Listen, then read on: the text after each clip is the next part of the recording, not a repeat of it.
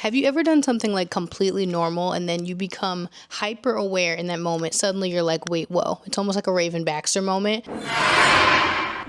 And you're hyper aware of what you're doing. Like you could be dancing on the dance floor and then you're like, what am I doing? You're speaking and then you become very conscious of the way you're speaking. Or maybe you're on a date and then you become very hyper aware of just the way you're fidgeting or something. But it's not really in a reflective way. It's in a very performative way. And all of a sudden, then you start watching yourself. And then the whole moment gets kind of overshadowed because you feel like you're not really living in the moment. You're more conscious of what you're doing and how you're doing it than actually the moment that's going on around you. I truly think that's how a lot of modern moments are being experienced right now. We're so incredibly skilled, okay? We are skilled. We are masters at perceiving ourselves, but increasingly becoming out of practice of participating in our own life, bringing back substance, depth, and character to why we love, share, and buy products. You already know, as someone who loves all things beauty, wellness, thrift, and vintage fashion, but most importantly, culturally rich experiences, I was craving something that felt like the cross between a Substack article and a YouTube video. So I created it. Welcome back to the Mac Edit. My name is M.A.C. Today we're going to chat. We're just going to have a little chat. Come on, let's have a little chat about performance, okay? About participation, about perception, the 3 P's, and how all of this comes together and plays a role in why we feel so strangely disconnected from our own lives, despite being more connected than ever. I think a theme that I've noticed, especially across the comments in my YouTube videos and so many beautiful moments that you all have shared, and I'm so grateful for all of you sharing your stories and just being a part of this community.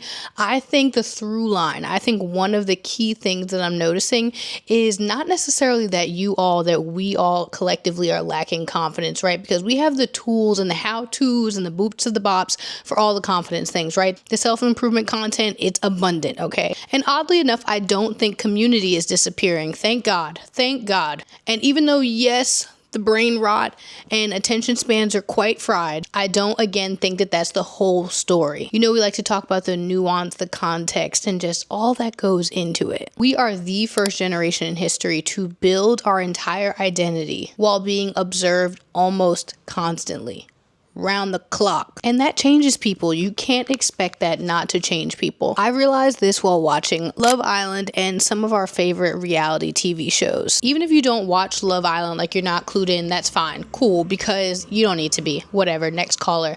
But something I noticed when watching this show, it's really about the idea of perception, more so than anything. It's really about what this show reveals about how we are living in these times right now. Because even just through these first initial episodes that have already dropped, there have been so many bombshells. Bomb, bomb, bomb, bomb, bomb. But you know why that is? Everyone's acting like they're already married, and it feels so unnecessary. It feels so forced. Performative. What fascinates me about this show isn't the dating, okay? It isn't the dating, because we know that never really lasts too long. I feel like one of the only reality TV love show couples that have lasted for real is like Lauren and Cam from the first ever season of Love is Blind. But what does fascinate me about the show is the awareness, the hyper awareness that everybody has of themselves on this show. Everyone knows they're being watched. Everyone knows they're being clipped, quoted, analyzed, turned into online discourse like we're having right now. But they also know that whatever their perception coming off of the island is really affects their bottom line. Are they going to turn to Olandria? Or are they going to be Huda? What is going to be the end game for you after everyone has perceived you? Every interaction exists on 2 levels, if you will. The moment itself, and then the awareness that the moment is going to be viewed. And then that hit me, especially as someone who creates content. It is everywhere. We all treat our lives like we are on our own reality TV show. Social media, dating, work, friendships, going out, public speaking even. We've become so accustomed of having 2 versions of every moment being there, and then also how it's going to be perceived online or being filmed. At the height of Instagram, you could see this in the grass walls at restaurants with the neon lights, the Instagrammable walls through different cities where you can go and take pictures. There's just different markers of time where the moment started to be about the picture and less about how the moment actually performed. And I don't mean in a performative way, but the quality of the actual moment. Sometimes I almost wonder, are we experiencing life or are we pre-editing it? It's like we're our own executive director, producer, editor, strategist. We wear all these hats in our lives that we were never really meant to. The whole idea of the show, if you're not familiar, is to find love on this remote island and survive the pressures of these different bombshells and these different moments. But again, it's all through the lens of you're being perceived and watched around the clock. So how are you going to perform when the lights shine on you or when the pressure is turned up? And honestly, I've caught myself doing this, okay? You know, it's no judgment around here. It's no shade, no tea, because I get it. I'm with you. As someone who makes lifestyle content, who makes these talking head videos, there are moments when I caught myself, I'm living something, I'm in the moment, I'm boom, right? I take a step back and I have this like director editor moment. How would this fit into the vlog? How would this, go into this scene? But not because I'm trying to be fake, I'm not trying to be fake and phony and just do something for the plot. And not because content creation is bad. I love content creation. I love lifestyle content, as I'm sure you do too. But because I noticed that the observation of ourselves has become second nature. And this is kind of ironic, isn't it? Because I found that the best content that I've ever created, how the Mac edits even started, was having a deep outer body moment where I said, you know what, F it. I'm going to stop obsessing over the content itself and just make things that really align with what I'm interested in, what I like, what I love, what I want to share, and find a format, find something that feels really natural. Not something that feels like, oh, wait, let me find how the angle is going to look or how it's going to be received. Because truthfully, when I was putting this out there, I was like, I don't know how this is going to be received. So many things online are so just shallow. So it's very hard to have more in-depth and nuanced conversations. So I realized that, especially in my vlogs and in the Mac edits, in order to improve the content, I need to just genuinely improve my life. And while that's easier said than done, especially when you're coming off of or you're in a season that is very hard for you personally, your life has to be bigger than the content and your lens has to be bigger than observing yourself. And of course, it wouldn't be a Mac edit without a little history lesson, without a little education, without a little something, a little tidbit to make you that much smarter and better, right? So of course, self-consciousness did not start on the internet. Again, we think everything started on the internet because the internet is so in our face, especially with all of the tools that we have in front of us. But self-consciousness did not start there. So let's put on our learning caps real quick, okay? I'm so fascinated with social psychology, as you can probably notice. What I think is really fascinating is that sociologists were talking about this version of surveillance and perception long before Instagram, TikTok, YouTube, Snapchat, like little fly, froggy, little things like that. None of it. There was a sociologist named Charles Horton Cooley who introduced this idea of the looking glass self. And it's this social psychological concept around the idea that we develop our own self-concept based on our interpersonal interactions and reactions. Basically, our perception of how other people view us. And this is how you internalize those feelings, and you have a sense of pride, you have a sense of defensiveness, shame, embarrassment. It's also how we tend to evaluate our appearance. I touched on this a little bit in You're Not Ugly, You're Just Chronically Online. Perfect example of how when we are so online comparing ourselves to other people or how we think other people are viewing us, then we start to move our own beauty standards based on that reflection. And it's also the assumptions that we think other people hold about us. Like that coworker you think who's always out to get you, or you think someone is so much prettier than you and you need to have XYZ that they have in order to get to that level of beauty. But I think the really key thing here with this social theory is that it's all about perception and not based on fact. These are things that you have now decided to hold as truth, even though you have no factual basis for how you came to that conclusion. It's really just perception. That's not to say that it's not validated in how you're feeling, but it's also to say that you need to step out of your own perception sometimes and come back to reality. We need to touch a little bit of the grass, put our Timbs on the concrete. Side note, I had my Timbs on for the Knicks game the other day. Why would they lose and I had the fit on? Anyway, next caller. This is why it matters who you surround yourself with and like the importance of a partner, significant other, best friends, your inner circle, because the opinions and perceptions of the people closest to you is how you really start to reflect out into the world. So the basic premise of this is very simple. We partially form our identity of how we think people see us. And that's normal. That is absolutely normal. It's no fault of your own. That is how our brains are wired. The scale has changed. The scale of it has changed dramatically. For most of history, your audience was relatively small. It was your family, it was your inner networks, your neighbors, your church, your local community. Today, it is the thousands of people watching me sit in the corner of my living room in this YouTube video. It is all the people who you go to school with. It is the people at your job. It's everyone on LinkedIn who knows you're trying to look for a job. It's your best friends on Instagram. It's your family on Facebook. It's the random 200 view jail that you get on TikTok. Your audience can be thousands, millions, simply strangers. And I promise I'm not going to give you a philosophy lecture, but I promise you we're on the way. Stay with me now. He said in my ear, go deeper.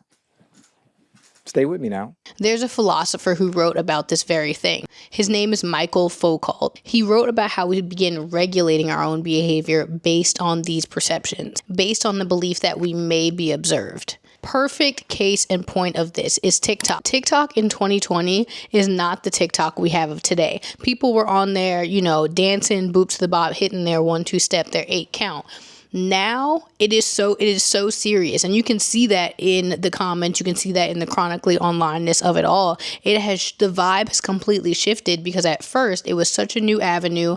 Not as many people were on the platform, and then also it became monetized eventually. So once the perception and the rigor and the ante rose up, people stopped dancing on TikTok as much. People weren't just going on there posting whatever. It started to become, I'm being heavily observed and watched. Let me monitor how I move. But this philosopher pointed out the fact that it's not because we're actively being watched. It's not necessarily TikTok's fault. It's not necessarily social media's fault. It's because we're internalizing the observation itself. And when I first read this idea, I said, hot damn.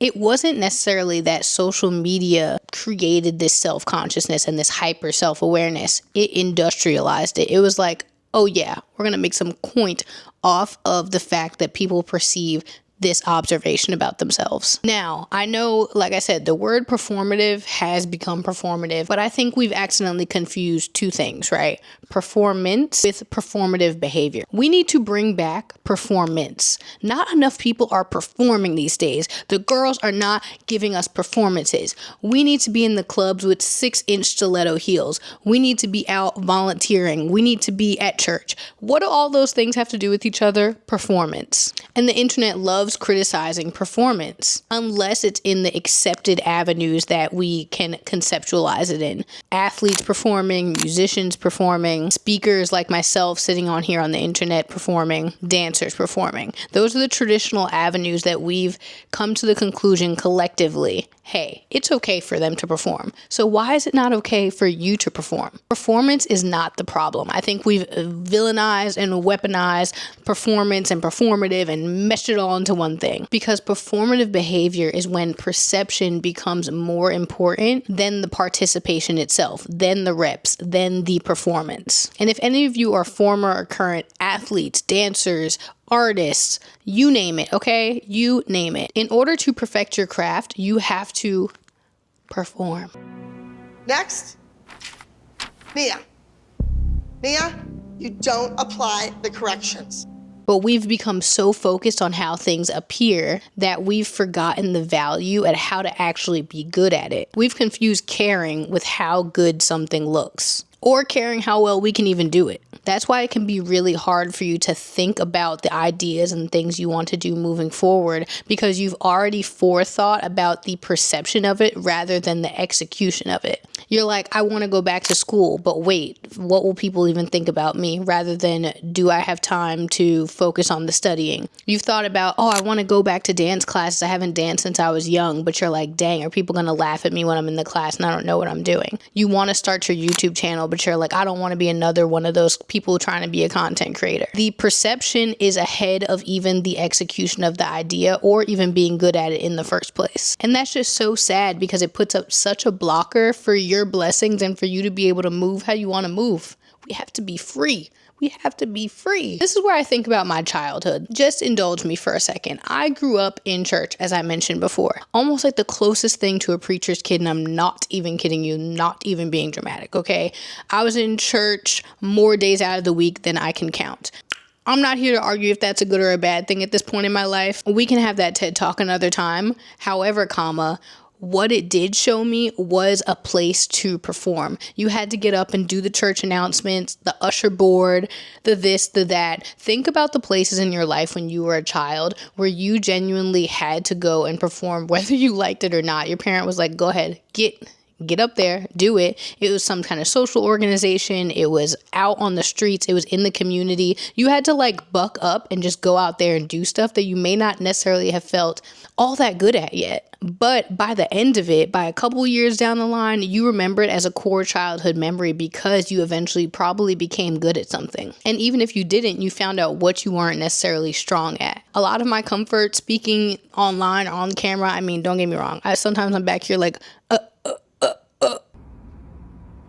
I didn't hear that. It came from church. And sure, of course, there's like a natural confidence that comes with it. And I can share with you how to be a public speaker. Of course, there's already major resources in order to do that. But I think performance is really what you're asking about. Because I had reps. I had practice. I had opportunities to stand up, to speak, to mess up, to try again, and to be encouraged in that process. And weirdly enough, I'm going to sound like a little bit of a weirdo, but I don't care. I don't care because I love it. I literally said to my husband the other day, I said, you know what would really tickle my tank, what would really get me going, what would really be a fun time is if I went back to bowling. Now you're like, girl, you were a bowler? Yes, I was a league champion, babe. Okay, I have trophies back in my childhood home that are taller than me, and I'm proud of it. And this same concept existed in the bowling league. You go and it's reps and it's reps and it's reps. I had my own ball with my name inscripted on it. It had like galaxy theme on it. I had my own bowling shoes. So yes, I was a champion. That's my little plug. But looking back, again, it wasn't really about bowling. I could have been the world champion bowler, which I am not right now, but it was about reps. It was about confidence. When you step up to that line and put your little feet in your hands in the hole, everyone's looking at your back and watching you perform, but you have to go up there and do the reps anyway. It was about showing up every week, participating, and having a chance to be around people and to exist in community. Now, just because I was in church and bowling, I sound like a real square. Again, me focused on the perception of it all, but this is who was sitting right in front of you in this little TED Talk corner for a Mac edit is the girl who was bowling, she was dancing, she was in church, she was doing all those things. Those avenues of community were laying foundational work for me to be who I am on YouTube, in my career, in my marriage, in my friendships, in life in general. So where does that leave us? You don't realize how much confidence comes from repetition until you stop having a place to practice. You don't realize how much you like just randomly shooting the basketball in the hoop until the gym is closed and you have nowhere to shoot. You don't realize how much you missed going to your volunteer meetings or having some place to go on campus when you were in college until you're no longer on campus and you transition and you're like, wait, where am I going to gather? Where am I going to have those community spaces to get these reps in? And this is where you hear a very loud online and real life conversation about the death of third spaces, places that aren't home and they aren't work. They got to be not either of those two. I'm talking about community centers, church in some capacity, clubs, nightclubs, local organizations, your bowling leagues, volunteer groups. These weren't just physical locations, and they really also aren't about the organization themselves. You don't have to necessarily go to church to have a third space. You don't necessarily have to join an organization to have a third space, but they were really about rehearsal spaces to be human. We have outsourced that to the internet. And while the internet is a great resource to pick up things, because trust me, like I said, I am a YouTube girl. I love to make the content. I love to watch the content. I love a little TikTok, a little this, that, and the third, all of it. I'm no hater. But I will say what we have tried to do is outsource how to be a better speaker, how to improve my confidence, how to have boundaries, how to do this, that, and the third. But the real thing that you need is not just the 1, 2, 3 step on how to do it. You need the place and the space in order to practice it. So what I need you to do is think about the last time where you had an endeavor, a skill that you were really trying to sharpen or even unintentionally sharpen, where you had the place to be able to practice it out and also go through that loop of messing up, being encouraged, try again. And around and around. and it not necessarily be just online where you tried it once and you were like, nah, never mind, boss, I ain't got it. It's crazy out there. Because in these third spaces, people practice conversation. They practice leadership, conflict resolution. People don't know how to properly beef anymore. People don't know how to properly have beef. Public speaking. You want to be a better public speaker. When's the last environment you can remember where you had the avenue to stand up and try to do it? Humor. A good key. Have you gotten together with your girls? Have you gotten together with your friends and told a good joke, had a good laugh? Not just send a meme, not just send a funny video. And that's why we love Drewski so much, because he snapshots and captions time and makes light of it and makes a funny joke out of it. It's like comedy anthropology, if you will. So I impregnated her with the word of God. I'm going to impregnate everyone with the word of God. You gonna get pregnant with the word of God. You gonna get pregnant with the word of God. You gonna get pregnant with the word of God. But the reason he does that is because he practices it. It's the reps. People don't clap necessarily for the reps. They want to wait again till you see the big blow up, how it's going, then versus now. But you really need the practice field in order to become the big player. You don't need more content. You need more context. You don't need more perception. You need more practice. You need environments where we can practice being people again.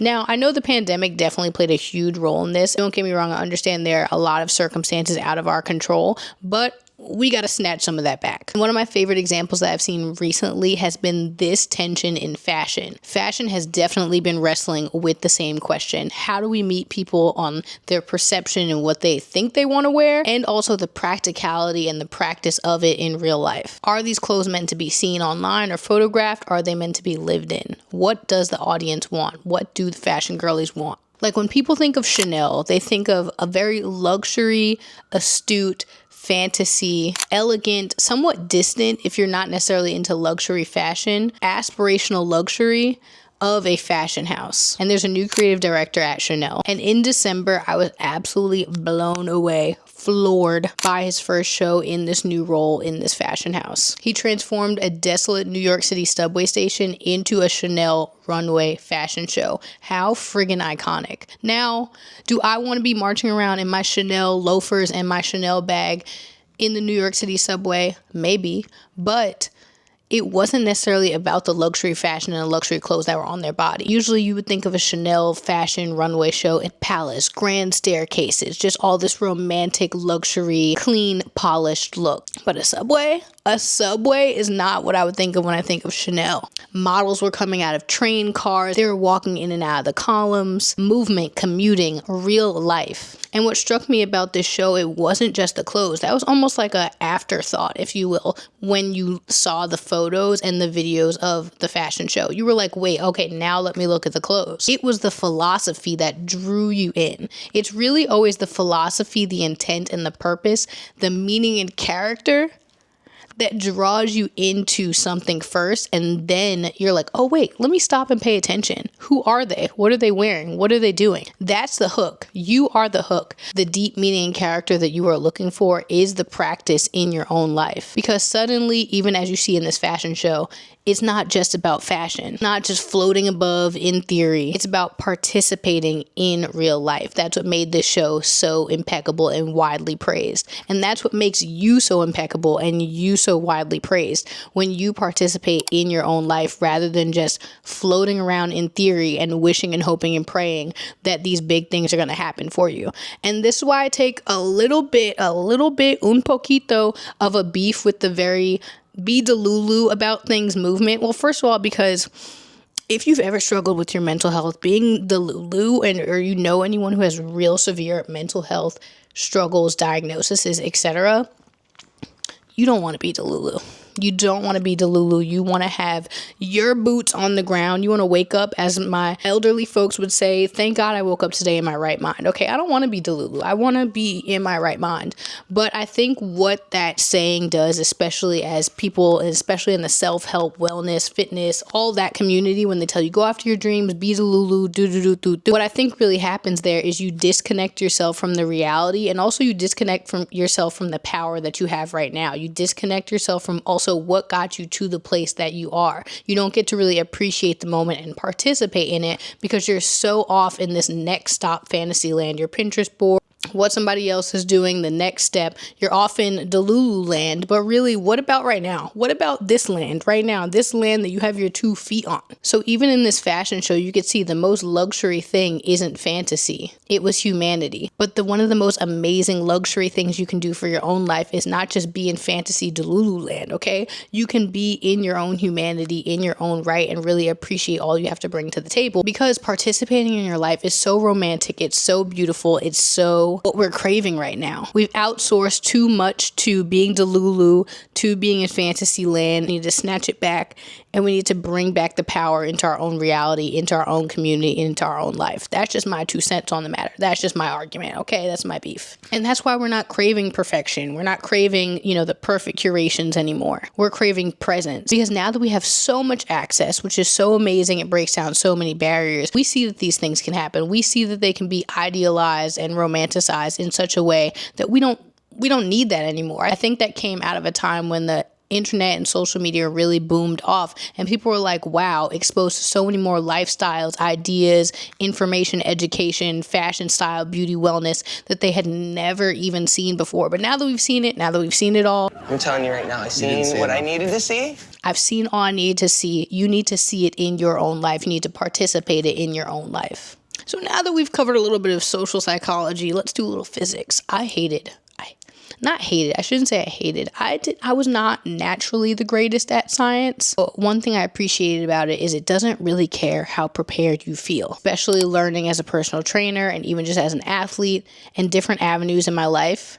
Muscles don't care how you feel. They respond to the preparation and intention that they have inside of them. They respond to resistance. Skills don't respond to just your desire to have them. Skills don't just pop up because you YouTubed how to have confidence. It emerges from the evidence of your practice. Reality responds to participation. Right here, right now. So if you want to change your life in 30 days, change your life in a year, 5-year plan, reality right now is where you have to start doing it. And not all at once, but intentional and purposeful. We're consuming more than we're practicing. We're watching more than we're doing. And most importantly, we're preparing more than we're participating. We're preparing for a Pinterest war. Your goal should kind of be that your camera roll looks better than your Pinterest board. I felt this tension deep in my chest, and this was probably one of the first videos I had go viral, if you will, on TikTok, when I was literally just expressing the tension that I felt when I knew it was time for me to move cities. And this was one of the biggest decisions of my young, fresh, hot life so far, because I was going to uproot so much of what I was starting to build and had built up to that point,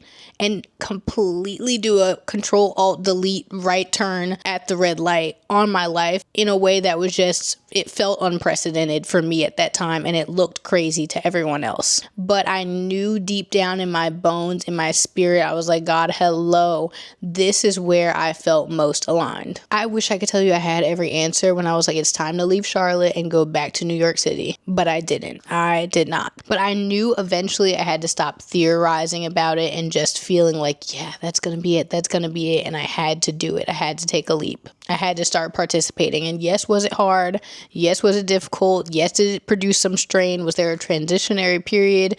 And there was aftershocks of a transitionary period that you don't really talk about after you start participating in your own life, because you're like, wait a minute, there's no manual on this. But the faster, but more importantly, intentionally that you start making decisions to either go left or right, make some kind of decision and participate in it, you can really feel more grounded in your reality. And your dreams don't feel like delusion. They feel like the next natural step. And this really leans into why the M.A.C edit even came about, because I really was trying to understand and reevaluate in my own life of why I loved, shared, and bought certain products, certain things of how they made me feel, and did they bring me back to real life, not just in this fantasy land of what I wish they did for me or what I saw them doing for someone else. So these are just a few things. These are just a few little things that I feel like really brought me a sense of grounding and peace in my own life. Yes, they are some material things, but I feel like they bring a memory, They have a sense of alignment, and they really help me participate in my life in a way that feels very intentional. Now, you know I'm a wellness girl through and through and through,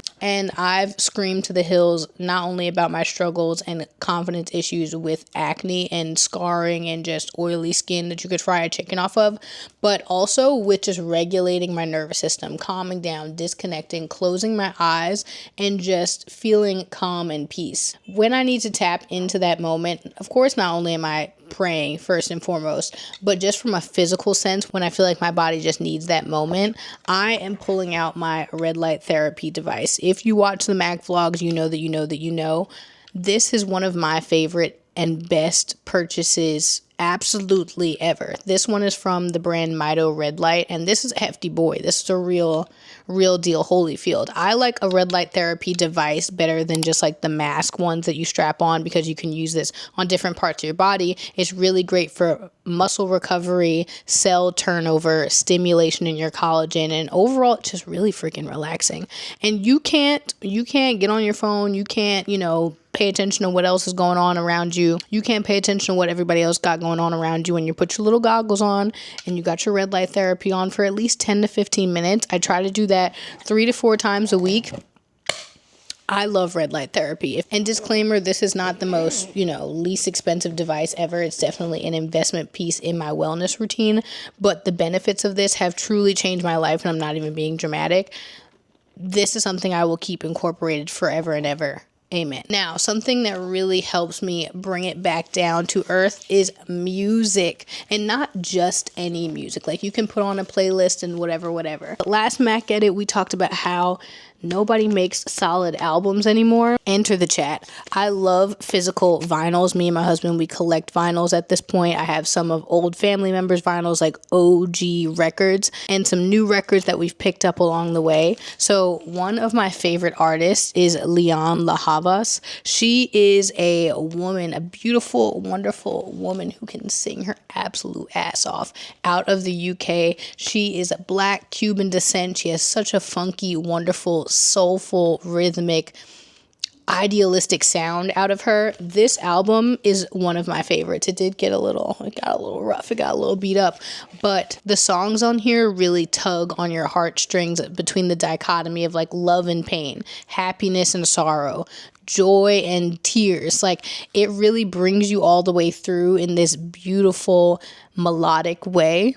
If you have not heard of her, please go check her out. Please go stream her album. If you love her that much, then also go pick up her record. This is one of my favorite vinyls to put on. And when I put on my vinyls, I just put them on the record player, put my phone on Do Not Disturb, and disconnect from my devices, because that's the whole point. You want to put on a record and not feel like you have to shuffle around, change your playlist, let Spotify pick your next pick. You really take a ride with this album.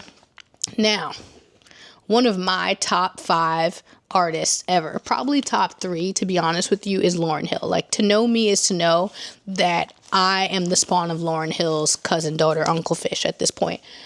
Lauryn Hill Unplugged. This is when she did that MTV Unplugged, and she kind of went that's where she was going a little bit off the deep end.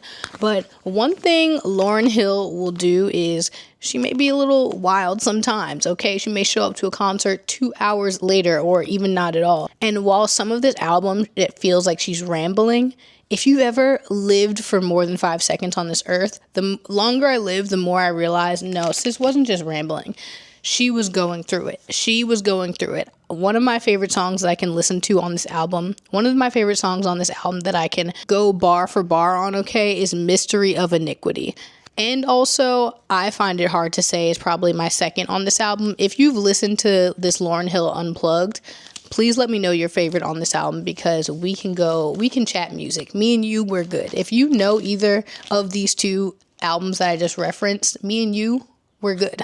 Love you. XOXO. Now, one of my favorite shoe designers is Jeffrey Campbell. These are my wedding shoes, actually. And I have these actually in 2 versions. One in a platform open toe sandal version that still has this rose detail, but they're both satin, structural, gorgeous pieces. I love Jeffrey Campbell shoes because they're structural, gorgeous statement pieces. that brings me down to earth. It makes me feel like someone really took the time to architecture and put together this piece of clothing for your body and to really step into a room literally and figuratively and with such care. Okay, such care and design and taste. I love these shoes. As soon as I saw them, whenever I saw them, I was like, oh, I'm wearing these on my wedding day. They are like this beautiful satin. Of course, they're a little beat up because they have been through it, but amazing Jeffrey Campbell shoes, and I'm obsessed with them. So if you're looking for a statement heel, if you're looking for a beautiful, gorgeous pair of shoes, Jeffrey Campbell, 10 out of 10 recommend. I have more shoes by Jeffrey Campbell. Love. That's always one of the first places I check when I'm looking for new heels, especially. Now, last, simply and certainly not least, is a good journal. I'll link some of my favorite journals, or if you want to go on Etsy and get you something a little bit more custom, but as of lately, I've been loving something just like a little leather, something a little just like simple, plain, like understated. This journal is actually my journal from like 2023, and I have journals back to whenever I feel like I've been journaling since I was little, when I had the little journals that had the fake little lock on it because I swore my mom wouldn't read it, and I'm pretty sure she did. It's good to go back and read some of your old journals, and this is why I say grounding yourself sometimes in reality is really important. Some moments you don't want to visit, you don't want to go back to, but some things you really just need to remind yourself, hey, look at how far God has brought me and look at where I have to go, God willing. And I'm just always so grateful, and I write in my journal, especially in the morning time when I first wake up and my mind is starting to get busy. I have to write down immediately, what am I grateful for? Then I always write down, what am I looking forward to? Because you have to have something to look forward to, and it grounds you in the fact that there is something to look forward to. It's not in theory, it is in practice. And then also, what do I want to do today? What is the repetitions? What is something I want to go after? A really cool theme that I've seen, I believe it was on the She's So Lucky podcast. It used to be called Balanced Black Girl by Les. Is she tries to go after, I believe it's like 5 no's a week or something like that, where essentially she seeks out opportunities or goes after doing things, doing the repetitions, getting those reps in of getting 5 no's a week, so that when you do get a yes, you were more than prepared for that moment because you're going after actively the things that you say that you're going to go after. So I love writing those things down. I also love, of course, just journaling about the day, what's on my mind, whatever. So if you don't have a physical journal, and I don't mean online, I don't mean your Notion doc, I don't mean your notes app on your phone, I mean a physical journal to write it down, please get you a physical journal. So I say all of this to say,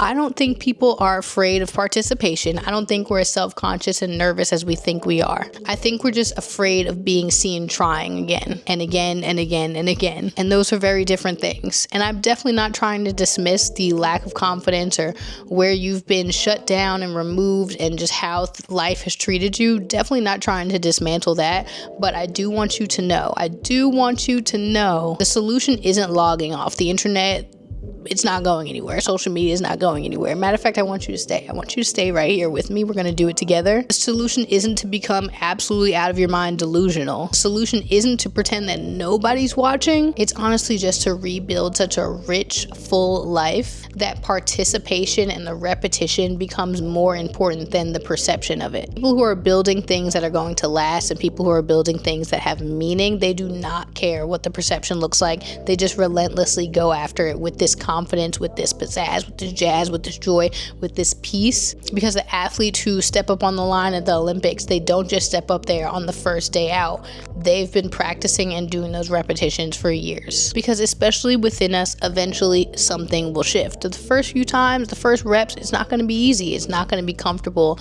It's not going to feel good. And the audience doesn't just disappear. It does get quieter. The best public speakers aren't worried about what's going to sound good to them. They're serving their audience. And they make the audience quieter. Not because they left, not because they peaced out, and not because they stopped trying, but because their message got louder, and your life can get louder the more you participate in it. So I don't think the internet ruined our life. I don't think that. I'm not on that bandwagon. I just think it made us really hyper aware of it. But awareness was never the goal. Participation is the goal, and you have too much meaning and character not to participate in your own life. I love you so much. See you on the next Mac at It.